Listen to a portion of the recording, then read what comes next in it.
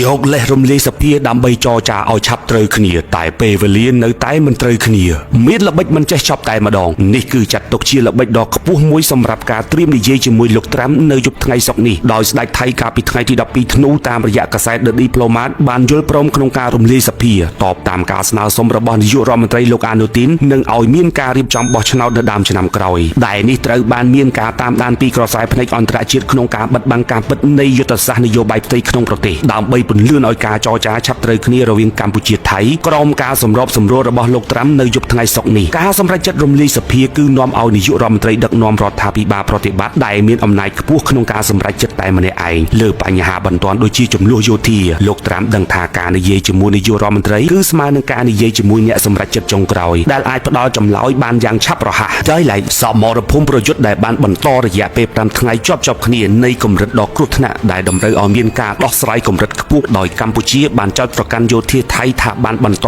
បាញ់គ្រាប់ផ្លោងនៅតំបន់ភ្នំខៃនិងអានសេះខេត្តព្រះវិហារក៏ដូចជាតំបន់ភូមិព្រៃច័ន្ទបឹងត្រកួនក្បែរខេត្តឧត្តរមានជ័យផងដែរផ្អែកតាមការដកស្រង់ចេញពីកាសែត Al Jazeera កាលពីថ្ងៃទី12ធ្នូបានរៀបរាប់ថាមនុស្សយ៉ាងហោចណាស់20នាក់បានបាត់បង់អាយុជីវិតនៅទូទាំងប្រទេសទាំងពីរនិងអ្នករងរបួសជិត200នាក់ចាប់តាំងពីការប្រយុទ្ធគ្នាបានបន្តឡើងវិញនៅថ្ងៃច័ន្ទទី8ធ្នូមកខណៈជនស៊ីវិលប្រមាណ600,000នាក់ក៏ត្រូវបានផ្លាស់ទីលំនៅនៅសងខាងនៃព្រំដែនកម្ពុជាថៃចាប់តាំងពីកិច្ចព្រមព្រៀងសន្តិភាពដែលសម្របសម្រួលដោយលោកត្រាំកាលពីខែតុលាត្រូវបានបំផ្លិចបំផ្លាញនៅខណៈនេះលោកអនុទីនបានបញ្ជាក់ថាលោកត្រូវបានគ្រោងនឹងនិយាយជាមួយប្រធានាធិបតីត្រាំនៅម៉ោង 9:20 នាទីយប់ថ្ងៃសុក្រនេះចំពេលដែលលោកអនុទីនក៏បាននិយាយផងដែរថាការសម្រេចចិត្តរបស់លោកក្នុងការរំលាយសភានៅថ្ងៃប្រហ័សទី11ធ្នូមុនការរំពឹងទុកនឹងមិនប៉ះពាល់ដល់ការគ្រប់គ្រងចំនួនព្រំដែនដែលកំពុងបន្តនោះទេចលនានេះកើតឡើងបន្ទាប់ពីការបែកបាក់នៃទំនាក់ទំនងរវាងគណៈបករបស់លោកអនុទីននិងគណៈបកប្រឆាំងដែលជាប្លុកដ៏ធំបំផុតនៅក្នុងស្ថាប័ននីតិបញ្ញត្តិថៃទោះបីជាយ៉ាងណាកាសែត Al Jazeera កាលពីថ្ងៃទី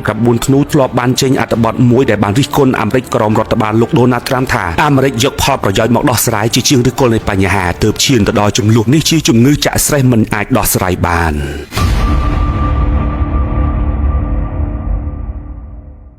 ជំនាញផលិតមាតិកាចម្រុះដែលមិនអាចមើលរំលងវគ្គពិសេសសម្រាប់ប្រិយមិត្តដែលស្រឡាញ់និងចូលចិត្តបង្ហាញចំណាប់អារម្មណ៍លើបណ្ដាញសង្គមដោយចាប់ផ្ដើមចេញពីថ្ងៃនេះតទៅជាមួយកញ្ចប់តម្លៃពិសេសប្រិយមិត្តនឹងទទួលបានការបង្កើតខ្លឹមសារដ៏សំខាន់មួយជារបស់ខ្លួន